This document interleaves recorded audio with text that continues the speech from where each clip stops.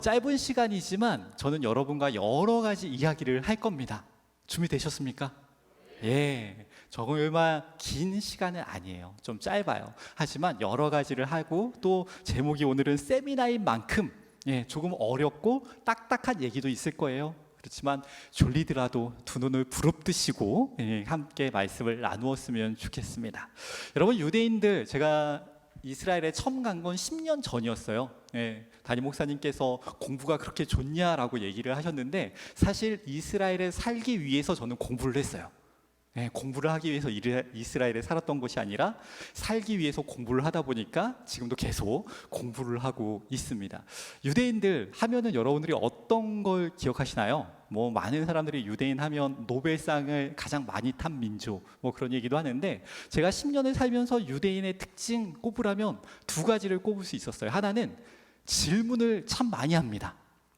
질문에 두려움이 없어요. 제일 많이 하는 질문이 라마라는 질문이에요. 해볼까요? 라마. 뜻이 뭘까요? Why라는 뜻이에요. 왜? 그러니까 유대인들은 서로 얘기를 할 때 이 라마라는 단어를 정말 많이 써요. 여러분, 왜 이 자리에 오셨습니까? 여러분, 왜 이 시간에 이 말씀을 듣고 계세요? 여러분, 왜 다른 많은 교회들이 있는데 이 교회에 다니십니까? 이거부터 해서요, 많은 질문들, 라마라는 질문을 너무 쉽게 던져요. 아이들이 질문을 할 때는 두려움이 없어요. 질문에 대한 두려움. 그러니까 질문할 때 그냥 이것을 내가 해도 될까? 하지 말아야 될까? 고민하는 것이 아니라 먼저 지르고 보더라고요. 그런 모습을 보면서 유대인들은 서로 이야기라는 걸 참 좋아하고 질문을 하면서 왜? 라는 질문을 통해서 그들이 살아가는 존재, 가치를 다시 한번 고백하는 것 같아요. 또 하나는 기억을 잘해요. 기억을. 여러분, 성경을 보면 하나님께서 이스라엘 민족에게 기억하라고 참 많이 말씀하세요. 기억하고 지키고 가르쳐라. 그래서 지금도 명절이 되면 이런 말씀에 따라서 기억하고 가르치고 그것을 지키고 있어요. 여러분, 유대인들의 아주 유명한 명절이 있습니다. 우리가 잘 아는 초막절도 있고 유월절도 있고 칠칠절도 있어요. 그리고 다음 주가 되면 유대인들의 새해가 오고요, 또 그 다음 주가 되면 욤키푸르라 그래서 대속제일이 와요. 그리고 그 다음 주가 되면 초막절이 옵니다. 여러분, 초막절 하면은 유대인들이 어떻게 지내냐면, 한번 PPT를 한번 보시죠. 보이시나요? 저게 뭔가 싶죠? 여러분, 성경에 보면 레위기 23장 42절에 보면 이렇게 얘기하고 있어요. 너희가 이레 동안 초막에 거주하되 라고 되어 있어요. 그러니까 집집마다 저런 텐트 같은 초막을 집집마다 만들어요. 그리고 또 하나는 그런 식당이나 레스토랑도 저런 초막을 만들어 놓고 저 안에서 지키는 거예요. 그래서 이 초막절이 되면 저런 초막들을 아주 많이 볼 수 있어요. 저 초막 아주 쉽게 무너지겠죠. 그리고 지붕 한번 보세요. 저 나무가 혹시 뭔지 아십니까? 예수님께서 예루살렘 성전에 입성하실 때 많은 사람들이 흔들었던 종려나무예요. 그래서 많이 이렇게 흔들어요. 유대인들은 이런 절기마다 꼭 읽는 성경이 있어요. 우리 그 다음 것도 한번 보여주세요. 6월절에는 아가서를 읽고요, 77절에는 룻기를 읽어요. 그리고 성전이 파괴된 때는 예레미야 애가를 읽고요, 불임절에는 에스더를 읽어요. 그렇다면 초막절에는 무엇을 읽을까요? 속으로만 대답하시면 됩니다. 밖으로 대답 안 하셔도 돼요. 속으로 대답해 보세요. 뭘 읽을까? 초막절에는 40년 광야 생활 동안 이 광야에서 하나님께서 지켜주신 그 은혜에 감사한 거잖아요. 그럼 초막절에 뭘 읽을 것 같으세요? 초막절에는 전도서를 읽어요. 아주 좀 다르죠. 전도서 내용이 뭐였죠? 헛되고 헛되며 헛되고 헛되도다. 즉, 이스라엘 민족은 아까 보셨던 그 천막 안에서 자녀들에게 전도서를 읽으며 얘기를 하는 거예요. 우리의 삶이 다 헛돼. 우리의 본향의 집은 어디라고요? 하늘나라야. 그래서 우리가 지금 열심히 무언가 하고 있지만 언젠간 전도서 가장 마지막에 보면 나와 있죠. 하나님 앞에 심판받는다고요. 그래서 너희가 언젠가는 하나님 앞에 심판을 받을 거야 라고 그렇게 자녀들에게 가르쳐줘요. 그래서 초대교회 사람들은 기독교인을 얘기할 때 이런 말을 많이 썼다 그래요. 거주 나그네. 예, 우리 한 장 더 넘겨주시면, 예, 초대교회에서는 그 장소에서 태어났지만, 여러분들이 이 춘천에서 태어났지만 그냥 춘천 토백이가 아니라 뭐라고요? 거주 나그네라는 표현을 많이 썼대요. 왜? 우리가 지나갈, 다시 돌아갈 집이 어디기 때문에? 하늘나라기 때문에 이 땅의 삶은 유한하고 영원하지 않기 때문에 우리가 항상 돌아갈 집을 생각하며 돌아갈 집을 기억해야 돼 라고 우리에게 알려주는 거예요. 그래서 베드로전서 2장 11절에 보면 베드로가 사랑하는 여러분, 나는 나그네와 거류민 같은 여러분에게 라고 얘기를 하고 있습니다. 여러분, 오늘 하루 얼마나 많은 걱정을 하고 사셨습니까? 그렇죠. 그리고 지금도 걱정을 하고 계실 거예요. 살다 보면 걱정할 게 참 많습니다. 이것도 걱정하고 저것도 걱정하고. 하지만 우리가 한 번쯤 이 시간에는 그 모든 걱정을 한번 내려놨으면 좋겠어요. 그리고 정말 내 삶의 영원한 것이 무엇인지 이 시간 우리 스스로에게 묻고 그 영원한 것을 위해 우리가 지금 노력하고 살고 있는지 다시 한번 하나님 말씀 앞에 집중하셨으면 좋겠습니다. 여러분, 그래서요, 지금 여러분 머리에 또 마음에 근심, 걱정들을 잠시 내려놓고 온전히 주님 말씀 앞에만 서겠습니다 결단하면서 이 시간 말씀을 함께 나누었으면 좋겠습니다. 우리 잠깐 다시 한번 기도드립니다. 사랑과 은혜가 많으신 주님, 이 시간 우리가 주님의 말씀을 또 주님께서 걸으셨던 이스라엘에 대하여 같이 말씀을 나눕니다. 이 말씀을 통하여서 이스라엘이 또 주님의 말씀이 새롭게 우리 삶에 다가오게 하여 주시옵소서. 또한 말씀을 통하여 우리의 행동과 우리의 말이 변하게 하여 주시고 우리의 삶이 변화되게 하여 주시옵소서. 이 시간 함께 하여 주실 줄 믿습니다. 예수님 이름으로 기도드렸습니다. 아멘. 예, 이스라엘에 저는 10년 전에 갔다고 말씀을 드렸는데요, 무턱대고 갔어요. 사실은 제가 뭐 공부를 열심히 해서 간 것도 아니고 그냥 오래 살고 싶어 간 것도 아니고 그냥 설교자로서 하나님의 말씀을 전하는 사람으로서 평생 말씀을 전해야 되는데, 이스라엘을 못 보고 성도들에게 얘기하면 어떻게 하지? 제 스스로가 너무나 부끄러웠어요. 그래서 그냥 아무 준비 없이 갔다가 10년이라는 시간을 이렇게 살게 되었습니다. 그러면서 앞에도 말씀드렸지만 가이드도 하고 안내도 하면서 많은 분들을 만났어요. 그러면서 보면서 제가 성지순례를 오면 꼭 오신 분들에게 해줬던 말씀이 있어요. 제가 성지순례를 공부하면서 책을 여러 군데 보면서 아주 멋진 표현이라서 여러분에게도 먼저 이 말씀을 해드리고 싶습니다. 순례란 보이는 것을 통해 보이지 않는 영원한 존재를 만나는 여행이다라는 말이에요. 그래서 저는 오신 분들에게 보이는 것도 중요하지만 꼭 보이지 않는 영원한 존재를 만나는 이 순례가 됐으면 좋겠습니다라는 말씀을 꼭 드려요. 그런데 이것은 우리 믿음도 그렇습니다. 믿음도요, 보이지 않는 것을 통해서 보이는 것을 통해서 보이지 않는 영원한 존재를 만나는 그런 삶인 것 같습니다. 예, 여러분, 여행을 하는 스타일이 다 달라요. 그렇죠. 여러분은 어디에 중점을 두시나요? 제가 이렇게 여행을 하다 보면 어떤 분들은 사진만 찍어요. 네, 항상 사진만 찍어요. 네, 제가 설명을 해도 안 들으세요. 그런 분들은. 또 어떤 분들은 음식만 맛있는 것만 찾아서 먹으세요. 또 어떤 분들은 저 옆에 꼭 붙어서 설명하는 모든 걸 적으세요. 네, 눈으로 안 보세요. 다른 걸 절대. 그냥 그것만 이렇게 하세요. 여러분 어떠십니까? 여러분의 여행의 스타일이라고 그럴까요? 어떠세요? 그래서 제가 항상 그런 말씀을 하세요. 여러분 모든 분들을 맞춰줄 수 없어서 다 준비했다고. 그래서 저는 오늘 여러분들이 흥미롭게 생각하는 거, 궁금한 거 제가 다 잘 모릅니다. 그래서 아주 짧지만 알차게 졸린 것까지 다 준비를 했어요. 그래서 지금 가장 안 졸릴 때는 먼저 역사를 하려고 해요. 네, 벌써 졸리시죠? 역사. 여러분, 사실 역사는 되게 중요해요. 누군가 와서 한국과 일본의 설명을 할 때 역사를 모르면 한국과 일본의 관계를 이해할 수가 없어요. 그렇죠? 성경도 그렇습니다. 우리 한 장만 더 띄워주세요. 더 졸리게. 예, 확 답답하시죠? 여러분, 저거는 아주 중요한 것들만 제가 뽑아놨어요. 저거는 다 기원전이에요. 예. 먼저 첫 번째 왕 누구죠? 예, 사울. 예, 대답 안 하셔도 돼요. 예, 담임 목사님께서 다 대답하고 계시니까 여러분들은 그냥 듣기만 하시면 됩니다. 예, 다윗 사울부터 해서 다윗 솔로몬 이후 성 나라가 두 개로 나눠져요. 그것이 BC 931년 정도 됩니다. 그러고 나서 먼저 북이스라엘이 722년에 아시리아에서 멸망을 당해요.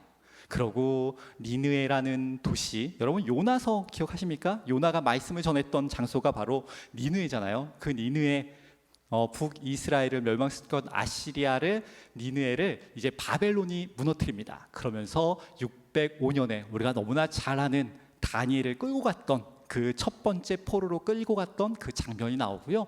그 다음에 세 번째 포로 때 예루살렘 성전이 다 무너지게 됩니다. 586년. 그러면서 남유다가 멸망을 합니다. 그러고 나서 539년에는 우리가 너무나 잘 알죠. 바사 기억하십니까? 페르시아 고레스 칙령 아실 겁니다. 그래서 이제는 돌아가라 라고 해서 그들이 다시 끌려갔던 사람들이 돌아오게 되죠. 그러고 나서 332년 우리가 잘 아는 헬라의 알렉산더 장군이 그 지역을 다스립니다. 그리고 기원전 63년에는 로마가 거기를 다스려요. 그래서 어떻게 돼요? 예수님 당시에는 로마 밑에 있는 그런 나라였어요. 역사는 다 했어요. 이제 일어나시기 바랍니다. 한 장 더 넘겨주세요. 이스라엘은 되게 작은 나라예요. 하지만 지도를 보면 지금 저 빨간색으로 되어 있는 것은 아브라함이 지나갔던 길이에요. 하란을 떠나서 우르를 떠나서 하란에서 저 밑에 이집트까지 지나갔던 그 길을 제가 저렇게 적어놨습니다. 여러분, 이스라엘은 작은 나라지만 큰 두 개의 문명 사이에 끼어 있어요. 그렇다 보니까 항상 주변에서 적들이 공격을 합니다. 그래서 첫 번째 이스라엘을 멸망시킨, 북이스라엘을 멸망시켰던 나라가 어디라고요? 첫 번째 나라 아시리아. 두 번째 남유다를 멸망시켰던 나라 바벨론. 세 번째 포로로 끌려왔던 사람들을 다 보내줬던 나라 페르시아. 그 다음에 헬라, 예수님 당시에는 로마. 이 다섯 개는 그래도 외우셔야 합니다. 제가 예배 끝나고 저 뒤에 가서 나갈 때 한 분씩 악수를 하며 물어볼게요. 그러면 여러분들은 저를 만나면 저 다섯 개를 자연스럽게 얘기하시면 돼요. 뭐부터요? 아시리아. 이 나라들이 중요한 이유는 간단해요. 아시리아 같은 경우는 종교 혼합 정책을 썼어요. 그래서 민족을 잡아다가 다른 민족과 결혼을 시켜요. 그래서 사마리아 사람들이 생겨난 것이 바로 아시리아 때문입니다. 그리고 바벨론 사람들은 똑똑한 사람들만 잡아서 끌고 가죠. 우리가 잘 아는 다니엘, 그리고 페르시아는 그냥 다시 보내줘요. 그래서 다 연관이 있습니다. 역사는 여기까지 할게요. 이제 넘어가죠. 그 다음에 지리 한번 보시죠. 이스라엘 땅은 작아요. 강원도만 합니다. 되게 작죠. 예, 그래서 하지만 길어요. 보시면 길게 되어 있습니다. 그래서 길이가 한 450m, 450km 정도 되고요. 폭은 한 130km 정도 됩니다. 저렇게 빨간색으로 제가 네모나게 해놓은 데가 예루살렘이에요. 여러분들이 지도를 보면 항상 이제 물이 있어요. 옆에 큰 물이 지중해고요. 저 위에 있는 데가 뭐예요? 갈릴리. 그리고 저 아래에 있는 물이, 중간에 좀 길게 있는 물이 사해. 그리고 저 제일 밑에 한쪽 지도에는 보이지 않는데 영어로 된 지도에는 보이는 저 밑에가 홍해예요. 그래서 여러분 지도를 보면 이렇게 길게 되어 있다 정도만 여러분들이 기억하셨으면 좋겠습니다. 여러분, 성경에는 이스라엘 영토를 뭐라고 표현하죠? 단에서 부엘셰바까지다. 들어보셨나요? 예, 단 같은 경우는 저 위에 있어요. 홀몬산에서 이슬이나 비가 적셔서 이렇게 뽕 나오는 샘이 세 군데가 있어요. 텔단, 바니아스, 가이사랴 빌립보, 스닐이라는 데인데요. 이 단이라는 데서 가장 많은 물이 흘러나와서 요단강을 만들어요. 그래서 요르단, 요단 할 때 이 단이 우리가 아는 단지파예요. 예, 저 위에 여기선 지도에선 보이지 않지만 이 텔단이 단지파가 머물렀던 그런 장소고, 거기서부터 물이 흘렀다. 그래서 요르단 땅이다, 요단강이다 라는 그런 표현을 쓰게 됩니다. 예, 저 전체를 제가 다 설명드릴 수는 없어요. 저기서 중요한 몇 군데만 함께 보도록 할게요. 첫 번째는 갈릴리예요. 갈릴리. 여러분 보시면 저렇게 갈릴리 되어 있는데, 예수님께서 가장 많이 사역을 하셨던 데가 바로 가버나움이에요. 공생의 3년 그 중에 1년 6개월 동안 가버나움에서 계셨습니다. 그러고 거기에 보면 뭐 거라사, 여러 동네가 있어요. 그리고 그 옆에 여러분 보시는 데에서 이제 왼편으로 골란고원이 있어요. 골란고원 우선 기억해 두세요. 그렇게 있습니다. 갈릴리 호수는 둘레가 한 52km 정도 됩니다. 한번 다음 사진을 보면 갈릴리 호수가 얼마나 평화로운 호수죠. 바다는 아니에요. 갈릴리 호수 맛을 보면 짜지 않아요. 한번 보시면 아주 잔잔해요. 저렇게 잔잔합니다. 그래서 이스라엘에 오신 많은 분들이 이제 저 배를 타고 갈릴리에서 예수님의 흔적을 또 예수님의 말씀을 묵상하는데 많은 사람들이 와서 그런 얘기를 해요. 여기에도 파도가 치냐고. 어떻게 성경에 보면 풍랑을 일렸던 그 모습이 있는데 어떻게 저런 곳에 파도가 칩니까? 라고 그렇게 얘기를 합니다. 그런데 다음 영상을 한번 보면요, 올해 5월 달에 이제 이스라엘에서 갈릴리에서 쳤던 파도를 영상으로 이렇게 만들어 놓은 게 있더라고요. 그래서 제가 유튜브에서 이렇게 가져왔는데 볼 수 있나요? 한번 보시죠. 느껴지시나요? 바다 같죠? 막 올라가는. 여러분, 저 정도 파도면 배가 뜨지를 못해요. 저도 예전에 섬에 살았기 때문에 어느 정도의 파도가 쳐야 저 높이의 파도가 치는지를 느낄 수 있는데, 정말 배가 뭐 지금처럼 좋은 배도 아니겠죠. 2000년 전 그런 배가 저런 파도를 가면 어떨까요? 그냥 죽을 수밖에 없었을 거예요. 그러니까 갈릴리는 항상 평화로워요. 정말 평화로운데 간혹 풍랑이 일면 저렇게 파도가 치는 걸 볼 수가 있습니다. 여러분, 갈릴리에는 여러 도시가 있어요. 한번 다음 도시를 보면 가버나움이란 도시입니다. 가버나움 한번 잘 보세요. 이 밑에 있는 도시, 그리고 위에서 찍은 저 앞에 하얀색으로 되어 있는 게가 회당이에요. 가버나움은 예수님께서 많은 기적을 베푸셨죠. 회당장 야이로의 딸을 고쳤던 그 장면, 혈류병 걸린 여인을 만났던 장면, 그리고 중풍병에 걸린 친구들이 지붕을 뚫고 내렸던 장면, 그래서 많은 기적이 있었던 장면이 그 장소가 가버나움. 그래서 예수님께서 자기의 고향이라고 하셨을 만큼 오랫동안 머물렀던 장소가 가버나움이에요. 그 다음 장 한번 보시죠. 이건 고라신이에요. 화했을진저 고라시나. 그래서 주님께서 멸망하라고 하셨기 때문에 멸망해서 지금 흔적이 남아있지 않은 그런 도시예요. 혹시 두 도시에 비슷한 점 찾으셨습니까? 한번 가버나움을 다시 한번 볼까요? 가버나움, 그 다음에 또 다음 장 고라신. 뭐가 비슷하세요? 아무것도 없다. 또 어떤 게 비슷하신가요? 한번 돌 색깔을 보시죠. 어때요? 검해요. 현무암이에요. 사실은 저 골란고원이라는 데, 또 홀몬산은 화산에 의해서 만들어졌어요. 그래서 저기에 주변에 가면 모든 도시는 저런 검은 돌로 만들었습니다. 그래서 아까 제가 말한 이 바산이라는 골란고원은 성경에서도 뭐라 그러죠? 아모스 선지자에 보면 바산의 암소라 그러죠. 우리 한번 다음 장 넘겨보시면 저 언덕 위에가 바산이에요. 지금은 골란고원이고요. 저 위로 올라가 보면 저렇게 풀들을 뜯고 있는 소들을 많이 볼 수가 있어요. 지금도. 그래서 바산의 암소, 왜 저렇게 암소만 키울까요? 아주 높고 넓은 땅인데 돌이 많기 때문에. 이해되시나요? 아까처럼 화산에 의해서 만들어졌기 때문에 중간중간 돌이 되게 많아요. 땅을 파보지 않는 이상 그 땅이 흙땅인지 돌땅인지 몰라요. 그러니까 농사 짓는 걸 예전부터 포기를 한 거예요. 대신 뭘 해요? 목축한 겁니다. 예수님께서 씨 뿌리는 자 비유 기억하십니까? 씨 뿌리는 자의 비유를 보면 우리나라의 방법하고 많이 다르죠. 뭐가 다르죠? 우리나라는 농사를 지을 때 가장 먼저 땅을 개간을 해요. 그런데 씨 뿌리는 자의 비유를 보면 땅을 개간하는 장면이 안 나요. 먼저 뭐부터 하죠?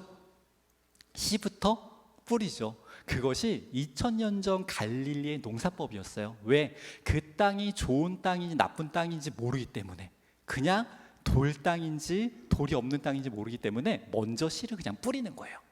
그래서 우리가 성경을 볼 때 조금은 순서가 다르지만 저런 지형을 보면 그 이유를 알 수 있어요. 우리 또 한 장 넘겨보시죠. 또 한 장 넘겨보시면 저 위에 가면 가이사랴 빌립보라는 데가 있어요. 여러분, 예수님 당시에는 아까 우리가 5개의 제국했죠. 어느 시대였다고요? 헬라, 다음에 로마였잖아요. 로마는 신들이 많아요. 그리고 그들이 가는 곳곳마다 신전을 지어놓는 것을 볼 수가 있어요.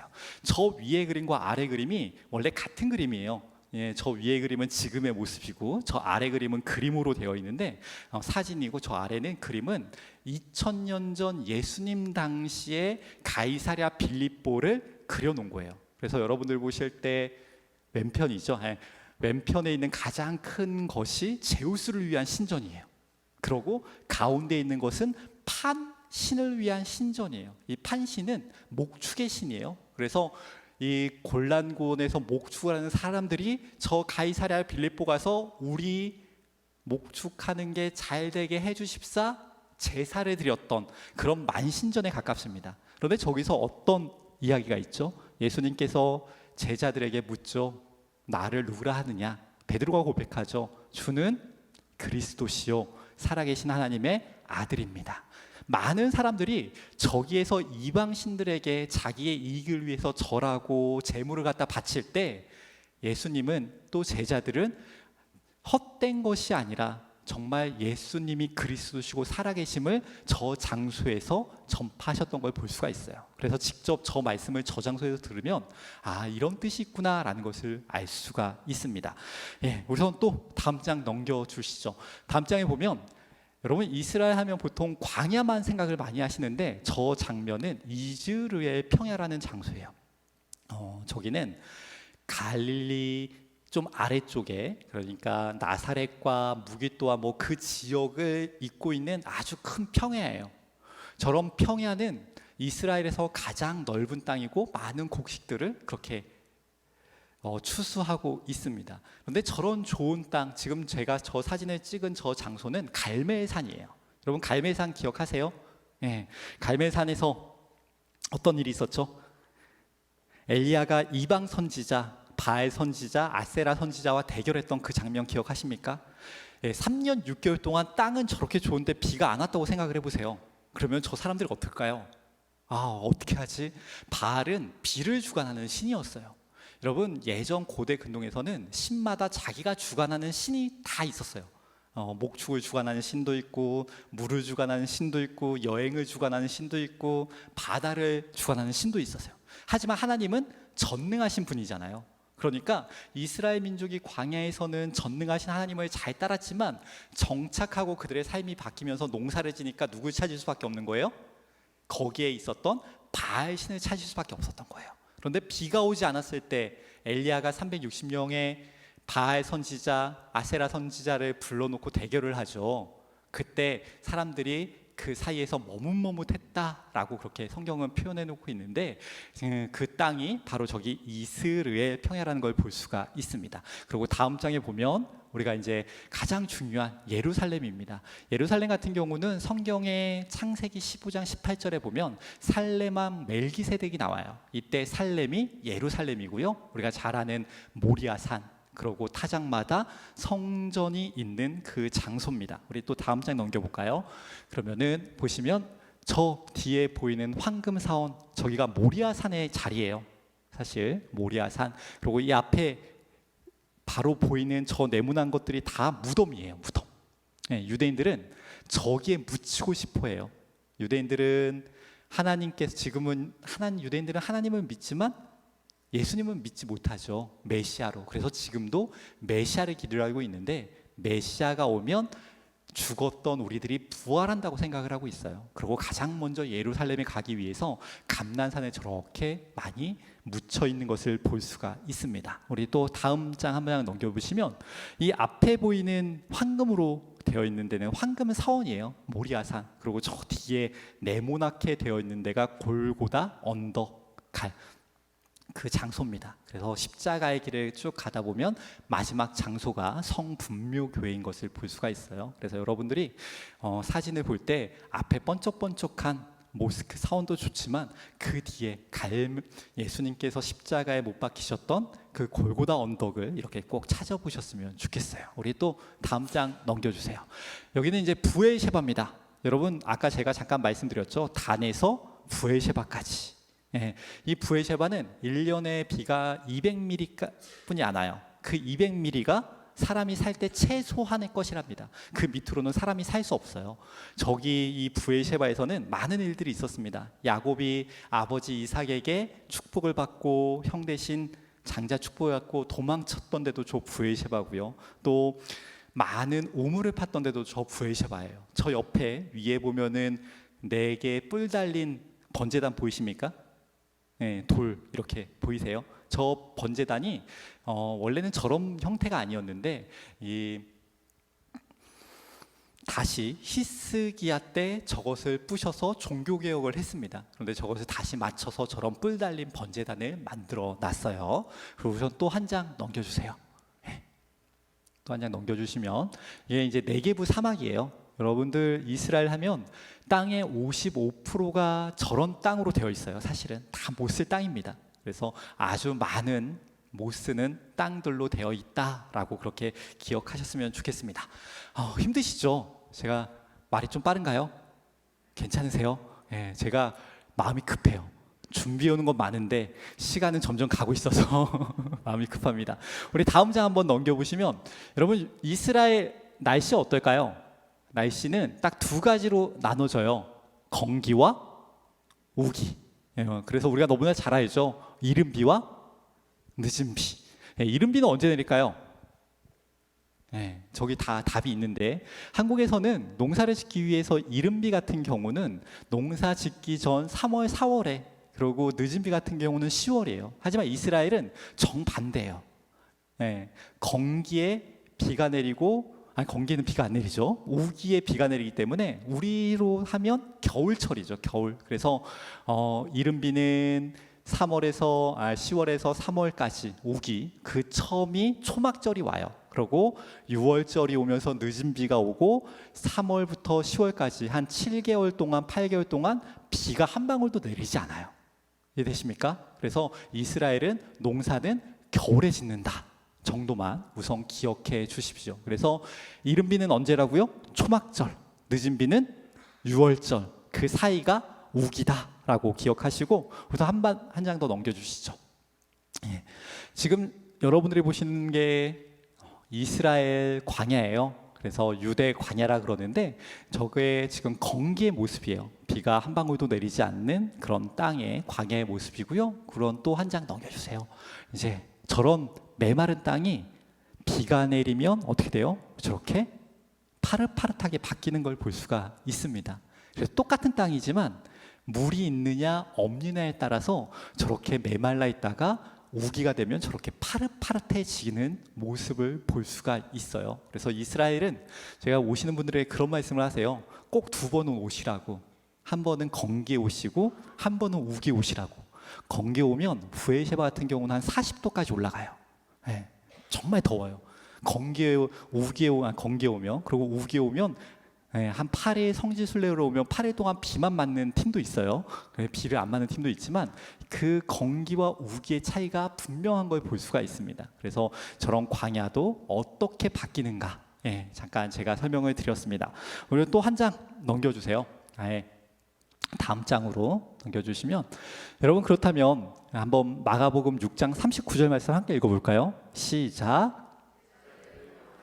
그 모든 사람으로 때를 지어 푸른 잔디 위에 앉게 하시니. 저 때는 건기일까요, 우기일까요? 우기예요.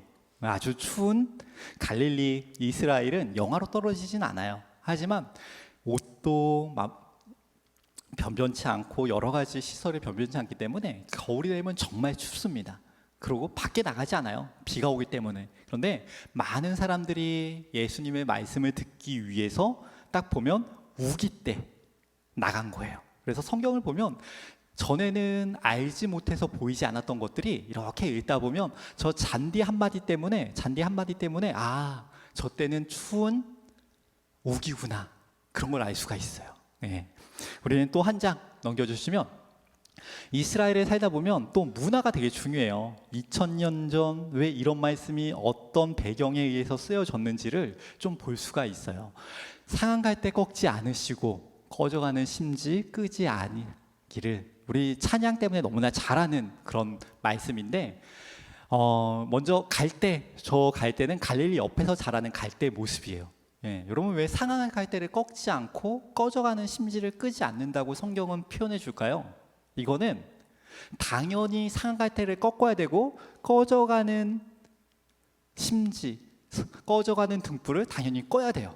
그런데 그것을 끄지 않고 꺾지 않고 우리가 돌아올 때까지 참으신다는 하나님의 표현이에요. 사실은 2000년 전에는 여러분 갈대를 쭉 키우는 장소가 있었대요. 그래서 그 갈대를 갖다가 뭘 만들죠? 바구니도 만들고 그릇도 만들고 어떨 때는 배도 만들고 그렇다고 해요. 그래서 가다가 상하고 쓸모없는 갈대들은 그냥 밑에를 꺾어서 버려버렸다 그래요. 그리고 꺼지는 심지는 여러분 저 심지 저 등불이 2000년 전 사용했던 등불인데요. 저 안에다 기름을 넣고 이렇게 심지를 놔둬요. 그러면 불이 이렇게 타 들어가겠죠. 그런데 꺼지면 그냥 꺼지면 되는데 저게 밖으로 이렇게 똑 떨어질 때가 있답니다. 그러면 어떻게 될까요? 집이 불이 나겠죠. 그래서 2000년 전에는 그냥 상한 갈대는 꺾고 꺼지는 심지는 끄는 것이 당연한 거예요. 그렇기 때문에 예수님께서 또 이사야서에서 저런 말로 우리에게 설명해 준 겁니다. 또 한 것을 보면요, 예수님의 예 중에 이런 얘기도 있어요. 다음 장 넘겨주시면 생선 대신에 뱀을 주며 알을 달라고 하는데 정갈을 주는 아비가 있겠느냐, 그런 성경 말씀이 있죠. 기억하십니까?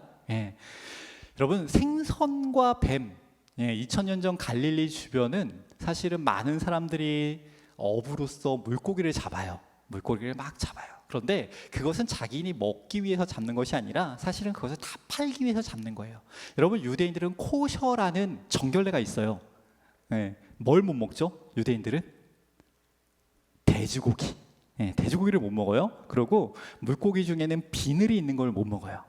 그래서 제가 이스라엘 가기 전에 4년 정도 섬에 있었습니다. 대천에서 이렇게 배 타고 가면 호도라는 섬이 있었는데 거기서 저희가 성도님들이 꽃게를 너무 잡아주시는 거예요. 그래서 거기서 꽃게가 너무 맛있어서 너무 맛있게 많이 먹다가 이스라엘 가서 유대인들은 꽃게를 안 먹어요.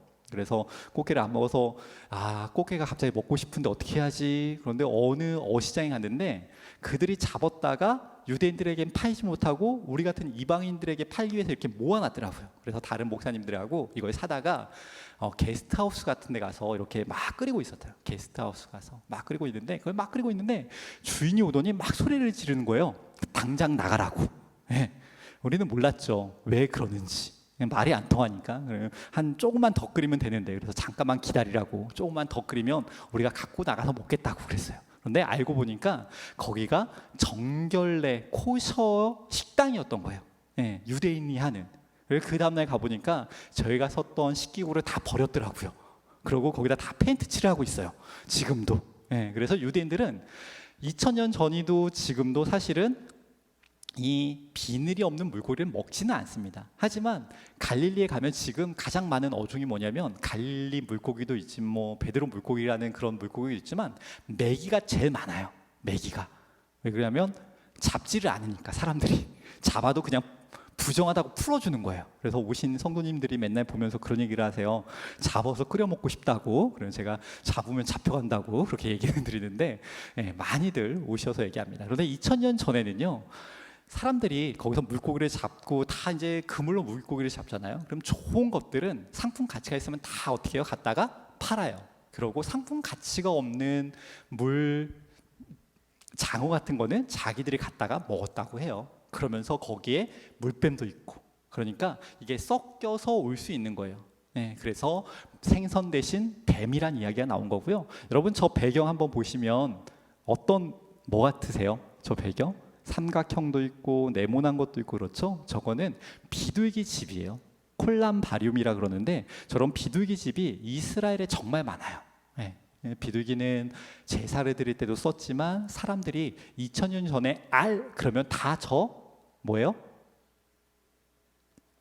비둘기 알이에요. 달걀을 생각하시면 안 돼요. 2000년 전에는 달걀은 소수만 먹었어요. 닭이 없었던 건 아니에요. 하지만 정말 돈 있는 사람들이 먹은 거고, 저 성경의 대부분 알은 다 비둘기 알입니다. 그래서 저거는 비둘기 집이에요. 인공적으로 날씨가 뜨겁기 때문에 저런 데 구멍을 파서 비둘기들이 오게 하고 거기다 모기를 주는 거죠. 그럼 알을 어떻게 해요? 저 안에 낳겠죠. 그런데 이 광야에 가면 지금도 정갈이 있어요. 그런데 하얀색 정갈이 동그랗게 하면은 저 안에서 동그랗게 있으면 뭐 같을까요?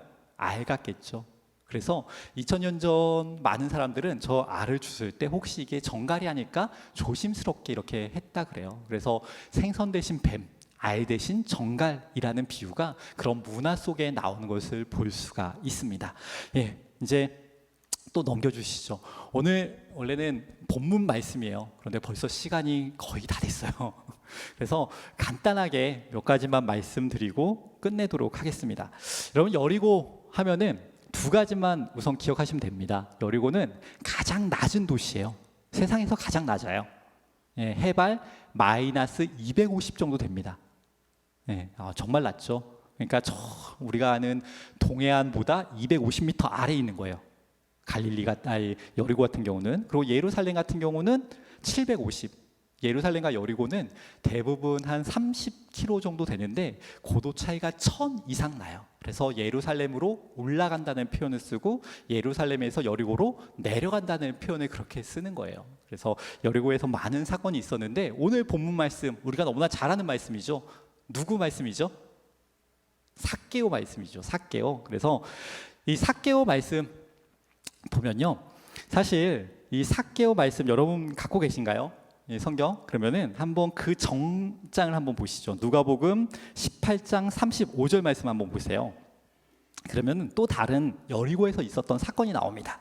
그 사건 제가 잠깐 읽어드리면, 여리고에 가까이 가셨을 때 한 맹인이 길가에 앉아 구걸하다가 라는 표현이 나옵니다. 이 말씀의 시작은 이렇게 하죠. 여리고에 가까이 가셨을 때. 그러니까 예수님께서 여리고를 지나서 초막 유월절을 행하시기 위해 예루살렘으로 올라가시는데 여리고를 지금 지나가시는 초입에 누굴 만난 거예요? 네, 바디메오죠. 다른 마가복음에는 이름이 적혀 있는데 이 누가복음에는 이름이 적혀 있지 않아요. 바디메오를 만나요. 그리고 그 이후에 오늘 우리가 읽은 본문에 보면 여리고에 들어가 지나가실 때 누굴 만나요? 19장에서 삭개오를 만나요. 이게 장은 나눠져 있지만 두 개는 한 사건으로 보면 참 재밌습니다. 등장인물이 누구와 누구? 바디메오와 삭개오예요. 이름부터가 심상치 않습니다. 여러분, 바디메오 설명할 때 어떻게 하죠? 디메오의 아들 바디메오. 여러분, 바예수라는 그 사건이 있죠. 이 바자는 벤이란 뜻이라 아들이란 뜻이에요. 그러니까 디메오의 아들 바디메오는 사실 이 디메오란 뜻이 타메란 뜻으로 불결한 뜻이에요. 그러니까 불결한 자식. 네, 되게 부정적인 의미를 갖고 있어요. 하지만 삭개오는 자카이, 그래서 정결한, 순수하다는 뜻을 갖고 있어요. 벌써 등장부터 이름이 심상치 않아요. 그리고 직분이 어떻게 돼요? 직업이 어떻게 되죠? 바디메오는 뭐 하는 사람이에요? 구걸하는 사람이죠. 구걸하는 사람. 네, 구걸하는 사람이에요. 그래, 눈이 보이지 않아 구걸하는 사람이고, 삭개오는 어떤 사람이에요? 세리예요. 여러분, 2000년 전 로마가 다스릴 때는 이 춘천에 세리를 한 명 뽑아요. 그러고 세리에게만 이 춘천에서 몇 달란트 세금을 걷어라라고 알려줘요. 이건 모든 사람에게 알려주는 게 아니에요. 세리에게만 알려주는 거예요. 그러면은 이 춘천에서 5달란트의 세금을 걷어야 된다라고 했을 때 세리는 양심적으로 5달란트를 걷어도 되지만 자기 마음대로 15달란트를 걷어도 되고 20달란트를 걷어도 돼요. 그런데 많은 사람들이 어떻게 할까요? 세리를 바라보며 항상 거짓말쟁이고 우리를 속이는 배신자라고 손가락질하는 거예요. 그래서 성경에 보면 항상 죄인 그러면 세리가 등장하는 이유가 그 이유입니다. 그래서 항상 이렇게 두 명의 이렇게 등장을 합니다. 그때 성경을 쭉 보다 보면요, 먼저 예수님께서 여리고로 들어가실 때 바디메오가 예수님을 부르시죠. 예, 다윗의 자손이여 나를 불쌍히 여기소서라고 불러요. 그때 사람들이 어떻게 해요? 데꼬입니까? 아니죠. 조용히 하라 그러죠. 잠잠하라 그래요. 그렇지만 예수님이 그를 부르셨고 그를 고쳐주셨을 때 43절에 보면 백성이 다 이를 보고 하나님께 찬양했다라고 되어 있습니다. 그리고 많은 무리를 따라 쭉 가고 있어요. 그런데 이 다음에는 삭개오의 집에 예수님이 들어가세요. 그때는 많은 사람들이 어떻게 하죠? 수군거리며 죄인의 집에 유하로 들어간다라고 되어 있어요. 여러분, 저는 이제 잠깐만이면 됩니다. 이제 1, 2분이면 끝납니다. 저는 이 한 가지만 말씀드리고 싶어요. 여러분, 예수님이 어떤 분 같으세요? 하나님이 어떤 분 같으신가요? 저는 어렸을 때 하나님 그러면은 슈퍼맨이라고 생각을 했던 적이 있어요. 정의롭고 공의롭고 아프고 위험에 처한 사람들을 고쳐주시고 세워주시는 분. 여러분, 이 백성들의 모습을 보면요, 참 재밌습니다. 이 백성들은 불결한 자가 예수님께 나아가오려 하니까 그를 방해해요. 오지 말라 그래요. 하지만 그는 불쌍했기 때문에 그가 고침을 받았을 때 많은 사람들이 같이 축복해주고 좋아해주고 하나님께 영광을 돌려요. 하지만 삭개오의 집에 예수님이 들어갔을 때는 사람들의 반응이 어떻죠? 불만입니다. 이거는 우리도 그렇던 것 같아요. 아, 저 사람 좀 그런데, 아, 저 사람 좀 그런데. 그런데 저 사람 속에 하나님께서 그 사람 삶에 융통하게 해주시고 복을 내려주시면 왠지 내 마음이 어때요? 편해요? 불편해요? 불편할 때가 있습니다. 하지만 하나님께서는, 예수님께서 이 땅에 오신 이유는 오늘 우리가 읽은 본문의 마지막 절 말씀에 상통하고 있어요. 인자가 온 것은 잃어버린 자를 찾아 구원하려 함이라. 여러분, 우리가 이 세상에 또 주님의 자녀로서 부름을 받은 이유는 바로 하나님의 사역에 함께하기 위함입니다. 그럴 때 믿음으로 행하고 믿음으로 말할 때 어떻게 해야 됩니까? 그냥 그 자리에 머무르는 것이 아니라, 내 생각에 머무르는 것이 아니라 우리의 생각을 뛰어넘기를 부탁을 드립니다. 말씀을 정리합니다. 우리는 날마다 새로워졌으면 좋겠어요. 우리의 믿음을 간직하는 것이 아니라 우리의 믿음을 성장시켰으면 좋겠습니다. 여러분, 초대 기독교에서는 예배가 증인을 만든다라고 얘기하고 있어요. 초대 많은 기독교인들이 주님을 만나고 싶었고, 주님께 은혜 받고 싶었고, 주님을 느끼고 싶었어요. 그런데 그것이 예배를 통해서 가능해졌고, 예배를 통해서 증인으로 거듭난 사람들은 살아있는 하나님을 경험했을 뿐 아니라 그들의 말과 행동이 바뀐 것을 볼 수가 있습니다. 그러고 기독교인으로 회심을 했고 그 사랑을 다른 사람에게 또 나누어 주었습니다. 여러분, 우리는 친한 사람에게 너무 잘해요. 그냥 주변에 많이 잘 아는 사람에게, 내가 좋아하는 사람에게 너무 잘합니다. 하지만 내 삶의 삭개오처럼 손가락질하고 부정한 사람은 우리는 다가가려 하지 않습니다. 저는 짧지만 이 말씀을 통해서 주님께서 주신 이 사랑이 우리가 좋아하는 사람뿐 아니라 삭개오처럼 생각하는, 불편하게 생각하는 그 사람들까지 우리가 사랑을 전하고 하나님의 말씀을 전하길 부탁을 드립니다. 여러분 삶에 싫어하는 사람이 있지만 또 불편한 사람이 있더라도 그 사람에게 하나님의 말씀을 전하고 믿음으로 행동하며 믿음으로 말하는 우리 여러분 됐으면 좋겠습니다. 짧지만 말씀을 마쳤습니다. 여러분, 우리 이 시간 잠시만 함께 기도드렸으면 좋겠어요. 우리 마음에 아직도 불편한 사람이 있습니까, 주님? 우리 마음에 아직도 어렵게 생각하는 사람이 있습니까? 우리 마음에 죄인으로 손가락질하는 사람이 있습니까? 주님께서는 잃어버린 자를 찾으러 오셨는데 우리가 내가 좋아하는 사람, 내 생각을 넘어서 많은 사람들에게 하나님의 말씀을 전하는 삶 되게 하여 주시옵소서. 이 시간 잠시만 주님 앞에 기도드리겠습니다. 날이 저물어 갈 때, 빈들에서 걸을 때, 그때가 하나님의 때. 내 힘으로 안 될 때, 빈손으로 걸을 때, 내가 고백해 여호와 이래. 날이 저물어 갈 때, 빈들에서 걸을 때, 그때가 하나님의 때. 내 힘으로 안 될 때, 빈손으로 걸을 때, 내가 고백해 여호와 이래. 주가 일하시네, 주가 일하시네. 주께 아끼지 않는 자에게 주가 일하시네 주가 일하시네 신뢰하며 걷는 자에게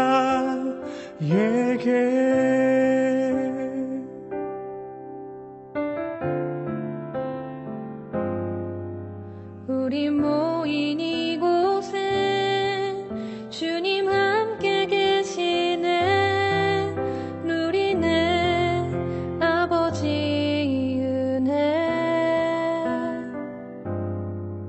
적은 떡과 물고기 내 모든 걸 드릴 때 모두 고백해 여호와 이래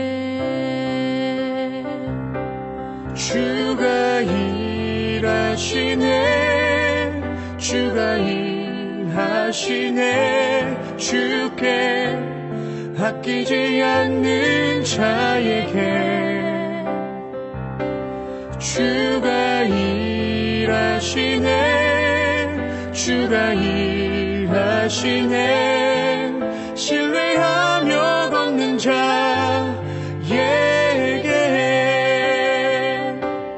주가 일하시네 주가 일하시네 주께 아끼지 않는 자에게 주가 일하시네 주가 일하시네 신뢰하며 걷는 자에게